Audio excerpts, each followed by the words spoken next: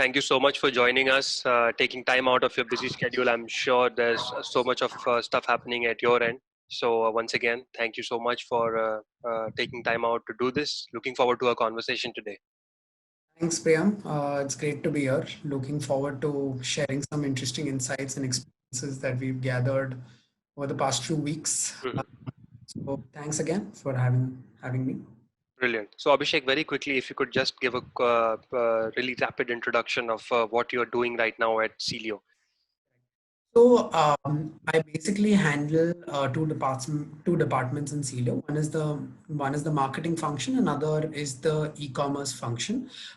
Just to quickly set the context for those of you all who probably don't know a lot about Celio, it's a French menswear fashion brand. We've been in the country now for about 11 odd years. We have about 600 points of sale across 150 odd cities and presence in most marketplaces, e-commerce platforms, as well as offline. It's been interesting because I've managed two functions. One is a pure play consumer marketing piece, and the other is a sales through and through sales function. So a lot of interesting insights, a lot of action happening as we speak, and a lot of impact also because of the COVID situation. That's Super. about me. Awesome. Awesome. Thank you so much, Abhishek. So I'll quickly start off with the first question.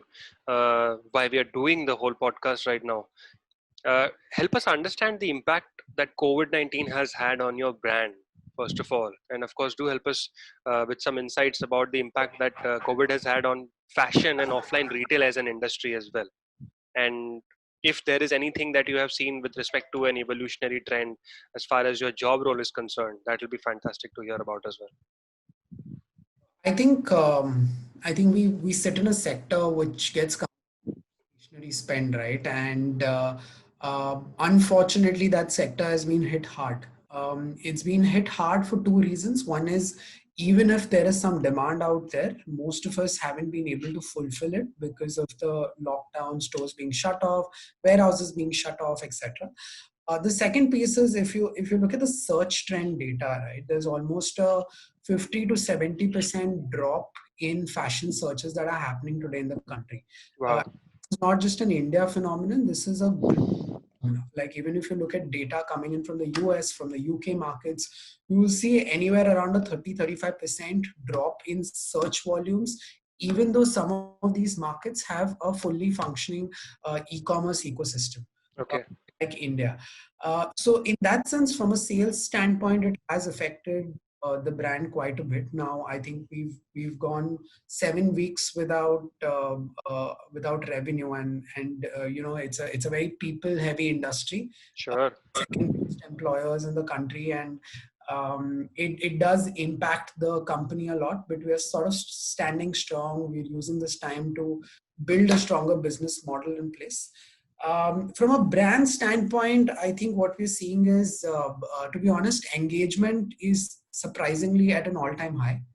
Wow. Uh, so while I think the sales piece is sort of suffering, I think the engagement piece is something that we've been working very actively towards. And I think if as brands, if you're doing a good job today, I think that's a piece where people are focusing a lot. And some of these metrics are seeing about a 20-30% improvement.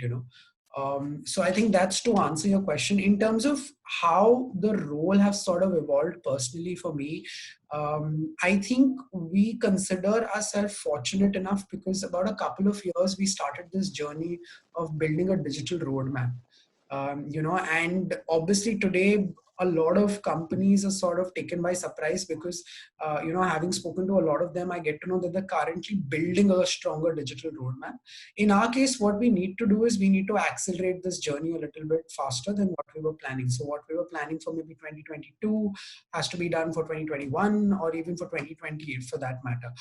So a lot of digital immersion, a lot of my role has changed from along with marketing. It's a lot about spending time with the IT enablement piece, a lot of tech partners understanding how can they make consumers life easier. And you have these integrated, you have these pieces of technology available because of the vibrant startup ecosystem in India, right? So a lot of the time right now is going on connecting the dots between these bits and pieces.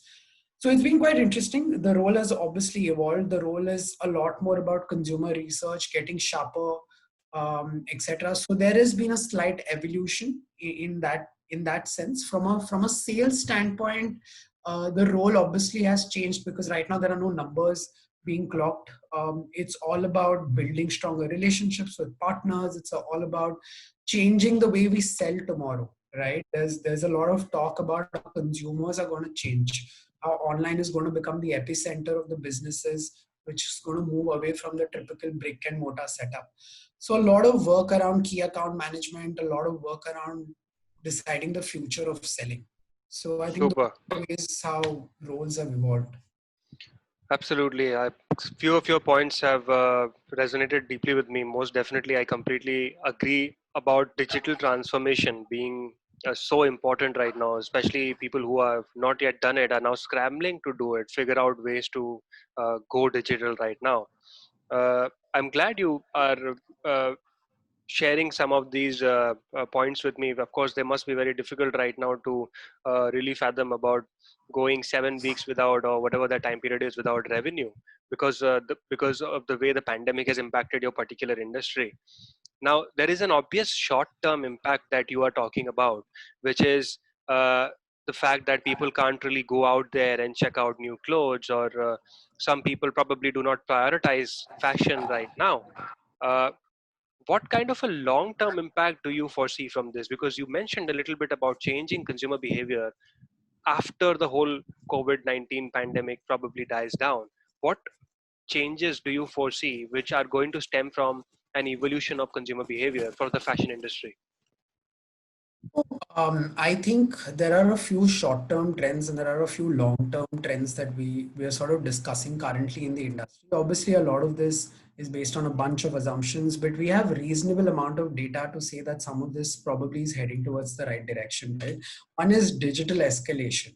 I think we already spoke about it, but digital social distancing, I think, has highlighted the importance of digital channels more than ever. And the lockdown has also elevated an urgent priority across the entire value chain to be more digitally active. Right? Consumers will continue to demand more in this space. Brands must be able to act fast to deliver. Now, if you look at China, right? If you look at the post-pandemic scenario, a lot of the social commerce websites like Taobao, for example, which is owned by Alibaba, has seen a 700% increase in traffic. That is some of the impact that COVID has had. And I think that gives us some indication how things are going to be here as well in India. In the short term, discretionary spends are going to be low for a lot of the people, because people are still in a stage that we call the survival mindset, about saving money. We do see it normalizing eventually, typically around end of quarter 3 or by quarter 4. uh, Now, there is a parallel school of thought, right, which is this entire concept of revenge buying, where people are saying that there's a lot of pent up demand. And as soon as things open, consumers are going to go on a shopping spree. Now, interestingly, we've been sort of trying to track this, whether what school of thought plays out, and it's actually a bit of both, right? So we started operationalizing our website for some pre-orders about a week back, right? And as soon as we opened up, we realized there was a sudden spurt of orders, which sort of made us believe that, hey, this entire concept of revenge buying is sort of working really well. However, about 5, 6, 7 days later, we saw sales numbers coming down, right? So while there is a certain sense of pent up demand amongst the affluent segment, it's not applicable across the board. So that is what we are seeing in the short term. Even when malls open, there will be a certain segment of people who will be rushing to the stores buying. But over a period of time, I think demand is going to be at least 60 to 80% of what they used to be pre-COVID. That's our sense as of now. Obviously, things could change rapidly. Everything depends on when a vaccine comes. We sort of trying to do a lot of work in this area to say how do we cater to these customers, right? If a customer is scared coming into an offline store, how do we what problems do we need to solve? How do we remove Right. friction? So a lot of internal work, a lot of strategy, a lot of effort being done in this area as of now. Awesome, awesome. Um, so many cool points, Abhishek. I think the one that I really liked is, of course, about revenge buying. I came across this phenomena very recently. I think China has been experiencing something of that sort happening. Yeah, Um and it's fair to say, most definitely, that probably the affluent classes will would like to splurge a little bit, probably feel a little better with their purchases, because everybody has been in a very stressful situation. uh, I think the more important point that you have made, which is very interesting, is to really understand how the offline retail infrastructure is going to evolve to really correct. facilitate uh, free movement of people, because I understand that social distancing is going to be the new normal going forward. Vaccine or no vaccine, I think people have become very, very prevalent about health and safety. So very interesting times, most definitely. Uh, Now I want to ask a question which has basically pinched a lot of people in your position, folks who are in marketing, who are taking care of strategy and engagement and communication. They realized when the COVID pandemic hit, that the first function to get affected was going to be marketing, because everybody started to realize that there is a need to extend the runway as much as possible, save as much money, and probably marketing budget was a great place to start for most people. I am sure it has affected you guys as well in a very solid way. So, how has your marketing and your engagement strategy adapted, or rather reacted, to the COVID-19 situation? So in terms of budgets, you're right. I think it's taken it's had quite an impact in terms of the monetary side, right? I mean, I think this is a time where it's more about increasing the runway for each and every company. It's more about safeguarding your cash flows, being more ROI focused, optimized, etc. But this time is also an opportunity. I think if you're going to be one of those marketers who's going to be like, I don't have money at hand and I don't know what, hence I don't know what to do. I think you're losing out, because this is one time you need to continue talking to your consumers. So when situation normalizes tomorrow and businesses recover, you are able to pull in some of these customers. So do not go in any sort of an hibernation mode with respect to marketing, right? So we fortunately had this discussion very early on, and we said, how do we approach this? Right. So I think some of the changes that we made is we said no to, or we minimized the amount of transactional content that we were putting out. Right. Okay. So content has always been the king as millennials and Gen Zs create their impressions, via its digital communication. But it's important that at tough times like these, brands don't be greedy and play on people's fears, and that's what we wanted to be very, very careful about, right? And in a certain sense, I'm happy, because this is one time when marketers can focus on the holy grail of marketing, right? Engagement. Because there's always a sales pressure on marketers saying we need more footfalls, we need more customers, we need more conversions.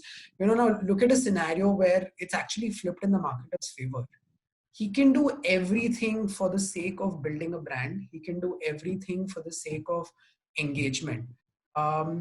So I think good marketers will find a way to humanize the communication in a manner that people would find reassuring, and compel them to start a conversation with your brand. So identify, we're doing a lot of work in identifying how consumers are spending that additional time, and could we be the brand that engages them, converses with them, builds a solid relationship?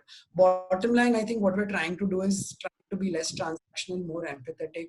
Uh, don't hard sell and show some support, right? So we did a bunch of some interesting activities over the last few weeks, like trends were bingo challenge, for example. So we gave some of those trends to our customers. We saw good amount of engagement rates. We also tested this offline over, over SMSs, etc.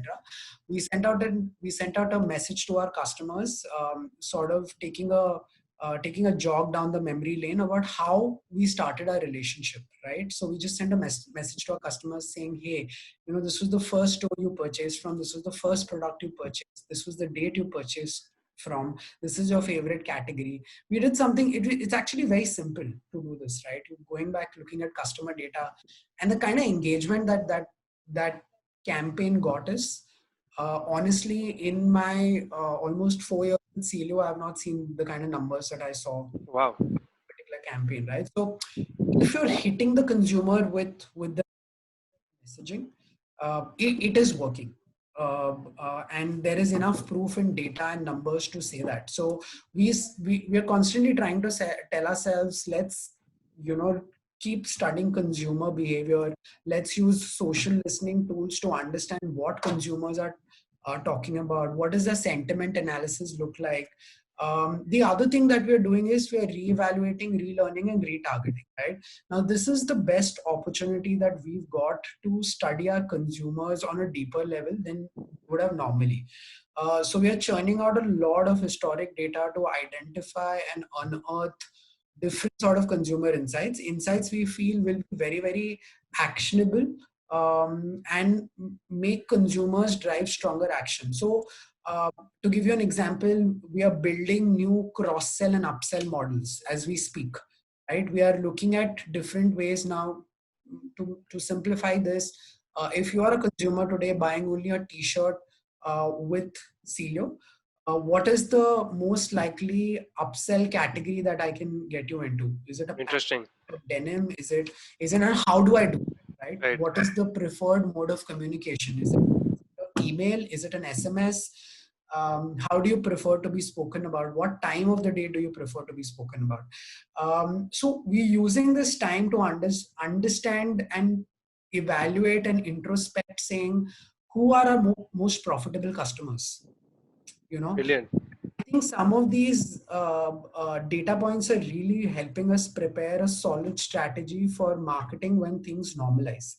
Uh, and that's what we're doing. And thirdly, I think, and lastly, building a strong IT system in place. It's this is the golden period. I think IT teams across the world are fed up with most of their team members because the amount of work that they have at this point in time. I mean, I feel really bad for them because I see emails at 1 o'clock, 2 o'clock in the night, and they are the ones who are working overtime. And I mean, I feel it's a really tough time for them because they are. Kudos to them. Absolutely. Yeah, yeah, absolutely. So Brilliant.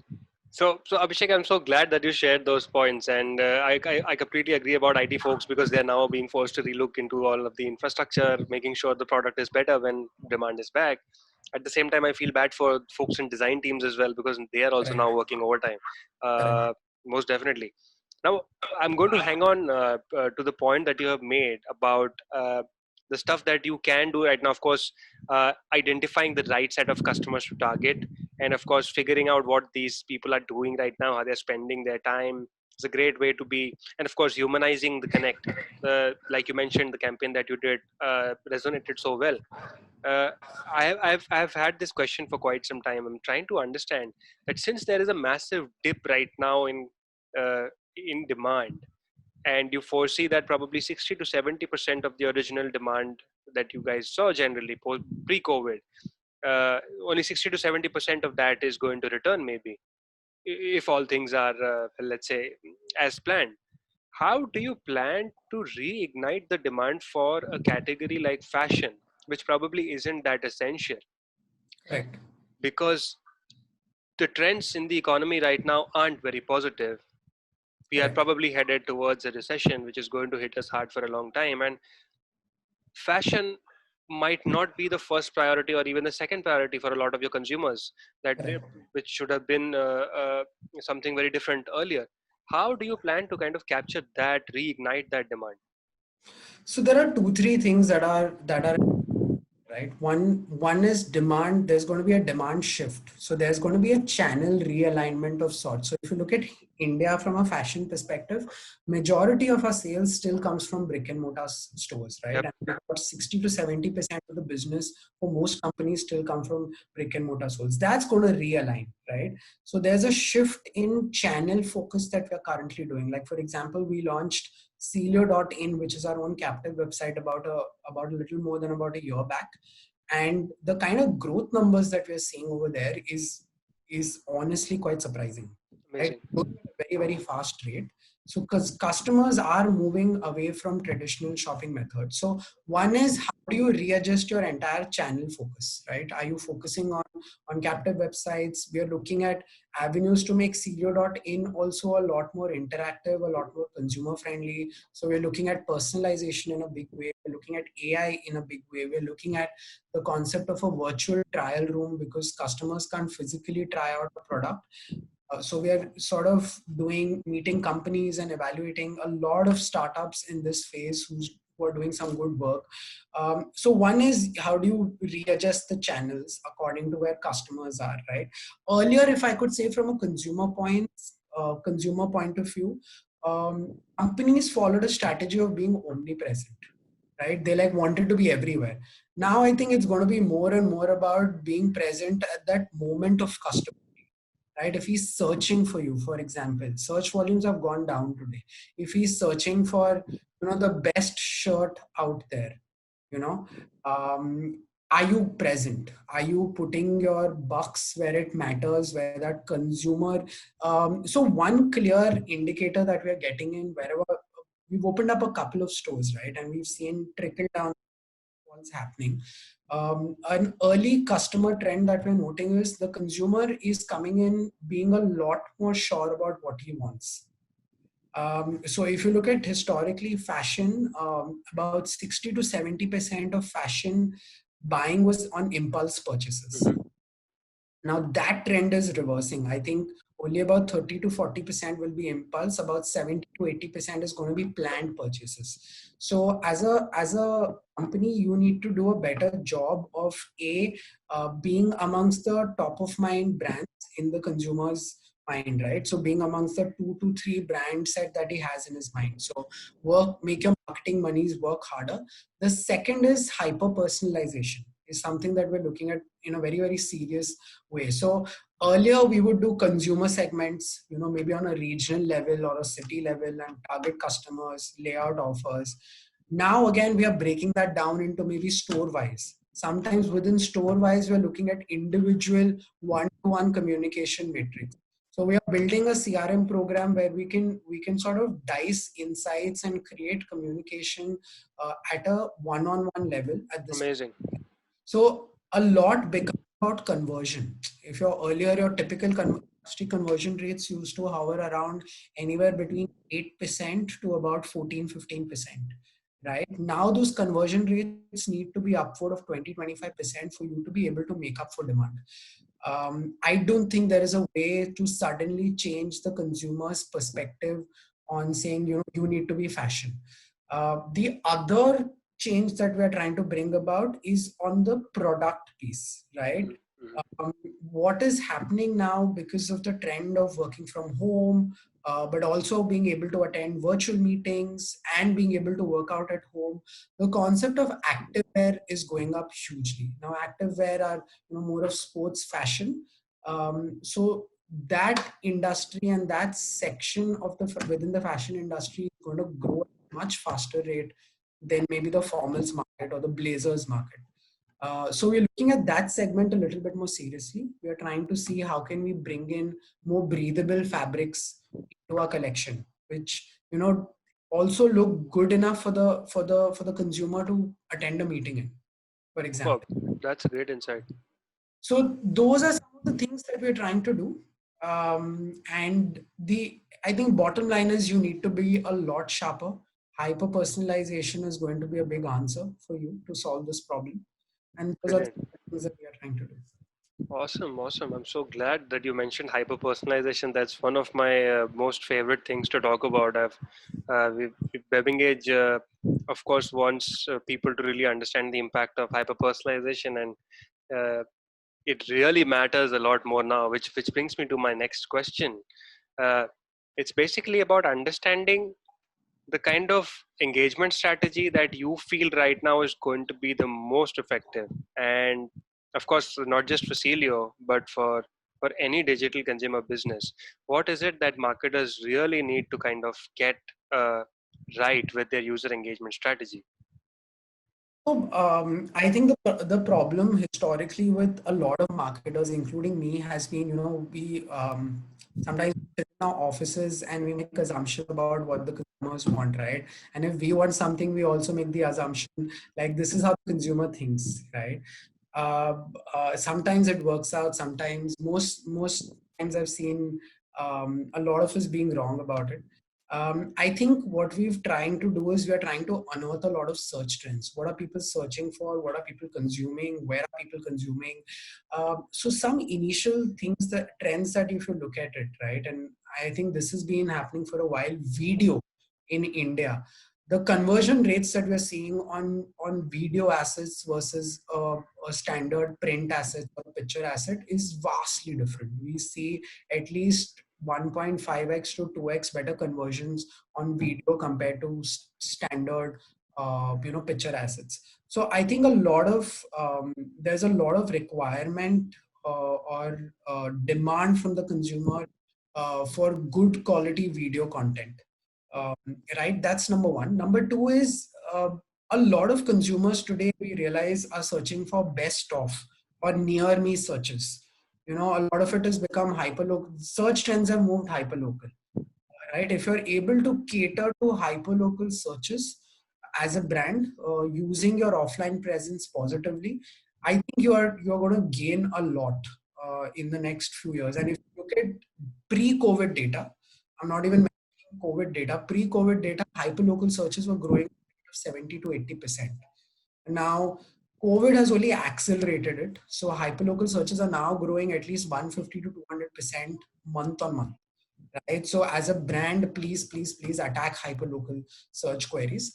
And I think the other thing is also move to more video oriented platforms, social commerce platforms. So the next wave of growth is going to come in the form of social commerce. You are seeing some of these startups in the B2B space like Udan, etc. But you also have a few in the B2C space right now, Bulbul, SimSim. They're trying to make a dent in the social commerce space. It still hasn't reached the metros. It's still a tier 2 phenomena.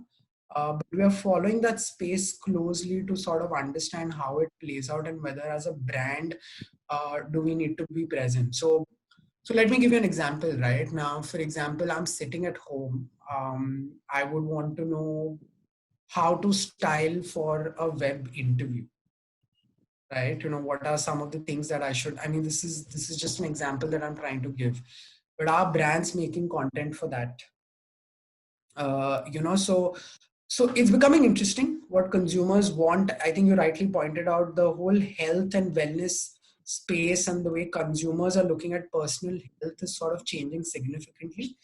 The other significant piece that personally I feel that's going to play out is the sustainability piece, right? Um, I think this pandemic is going to bring values around sustainability into sharp focus. Is going to intensify discussions and further polarize views around materialism, overconsumption, irresponsible business practices. So the focus on sustainability will be especially prominent for the Gen Zs and the millennial shoppers, whose concerns for the environment were already at a high stage pre-crisis. Now, as a marketer, I think it's important that you realize this. And more than a marketer, as a company, it's critical to realize this trend early on, and start making changes in your supply chain, your business model, the way you operate, the way you source. How do you build transparency across your entire value chain to say, I'm a ethical, uh, value chain. Uh, Hmm. Source ethically, I build products which are sustainable. I think the concept of fast fashion, as we've known for the past decade or so, is going to change a bit. Super, super. So many cool points, Abhishek, which I want to tie into my next question. It's about retention, user retention. And brands, of course, are now finding it very hard to probably go the original acquisition heavy route, because that was always very expensive. Correct. And now they are not really sure if they want to kind of spend that kind of money. And like you rightly mentioned earlier in our conversation, that you're trying hard to identify the segments of your best users, guys who have who you know are going to spend on your platform, who love the platform or the product for what it for the kind of value it offers, rather than a discount maybe. So you are obviously trying hard to identify these customers. And what I want to understand is how important is retention going to be now, going forward, when you do realize that you start servicing the need that is present once things go back to normal. And do you have a specific retention strategy right now for COVID? So, I think retention honestly has always been one of the most critical aspect about marketing, right? Because if you have a leaking tap in place, I think no matter how much you acquire people, if people are going to constantly leave your business, then you're never going to make money, and that's the truth. So, but you need to know which consumers are worth running behind, which consumers are probably not. And I think that's been the historical problem, at least within the startup ecosystem in India. Right? They've been running behind customers who are probably just deal seekers. Right? So if you are able to identify that using your data, I think you will know whether to spend your money at the right place or not. Now, we are using a few methods to identify and build a stronger retention strategy. One is obviously the typical customer lifetime value, right? So understanding what our lifetime value is. But if you look at customer lifetime value, it's basically a projection of how this customer is going to behave in the time to come and his net present value in a certain sense. So you're sort of trying to predict his behavior, right? The other piece to the puzzle is, are you constantly monitoring? Can you slap current buying trends from the same customer to identify whether he's following the CLTV approach that you had first identified? If not, if there's a variation, then immediately identify whether he's a customer who's going to be a money sucker or somebody who's going to get you a lot of money in the times to come. So as per our data, when we look at if we have had customers who've stayed with us for more than 2 years, they become extremely profitable customers. Even though you're constantly rewarding them more than average, higher than average, they constantly come back to you with higher profits, and you don't need to spend a lot of time, energy, effort, and money trying to get them back into the store. So we've put in a fast track program in place to try and identify behaviors early on to say this customer is mimicking the approach of a star or a loyal customer. Can we fast track him into that sort of a space, right? Now it comes to lapsed and deep lapsed customers who are probably on the verge of lapsing and leaving your funnel, or customers who've already lapsed out of the program and it's hard to sort of bring them back. So we've put in separate strategies in place to say that, these are a combination of, again, we've identified there are customers who are probably more discount seekers, and there are customers who probably are more category seekers, right? So simplify and personalize your communication as per which consumer according to you is seeking what. So if it's a customer who's seeking a new innovation product, we constantly expose him to every single innovation that we bring into the market and hope that he comes and shops back at our store. And it's given us a reasonably good response. We've managed to decrease our retention rate by 20% in the deep lapse segment by doing that. Amazing. uh, and the discount seekers are a little bit more call to action, right? What we do is, for example, when you have your end of season sale happening, that's when you try and reach out to them, because you know that they are most likely to respond around that time. So there is retention, I feel, is a very important part of the consumer puzzle and the company marketing funnel, so as to say. And I think any company that is not attacking it today is going to suffer. Excellent, excellent. Thank you so much. Those insights were really amazing, Abhishek. I think I'm pretty sure a lot of marketers will be able to use that in their own marketing campaigns. Sure. Which brings me to the very last question that I have for you. Do you think we are headed towards a work from home future? I think in some industries, definitely yes. I speak to my sister who works in the IT space where work from home was sort of a norm even before the COVID situation, and now she says that our company is only realizing that hey, we can do this for a larger set of audience. They've all because they've already sort of invested in systems to make work from home possible, right? So they're like, might as well cut costs on office spaces, etc. Fair. I don't think it will be a possibility for every industry.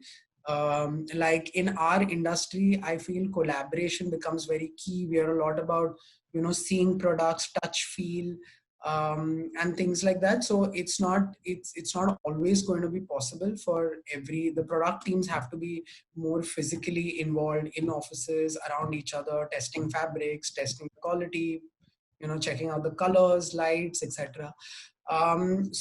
In a large number of industries, I feel yes. In some industries, I feel it's still going to go back to normal. However, the one good thing that's come out of this is, as a marketer, when you're trying to walk the digital journey, too often the internal stakeholders become a challenge than external stakeholders for a lot of people, right? Now, this entire experience is making the entire organization a lot more digitally inclined, a lot more digitally friendly. Absolutely. It's been easier to push through a lot of initiatives with that sense. So Excellent point. Most definitely, digital transformation win for everybody. yes, Superb. Thank you so much, Abhishek. I really enjoyed this conversation. So many amazing insights. Thank you so much for the cadence and for all of those honest and positive replies that I got from you. I'm hoping that things come back to normal for Celio and for the brand, for you as well. And yeah, great conversation. Thank you. thanks, Priyam. Nice to be here and great chatting.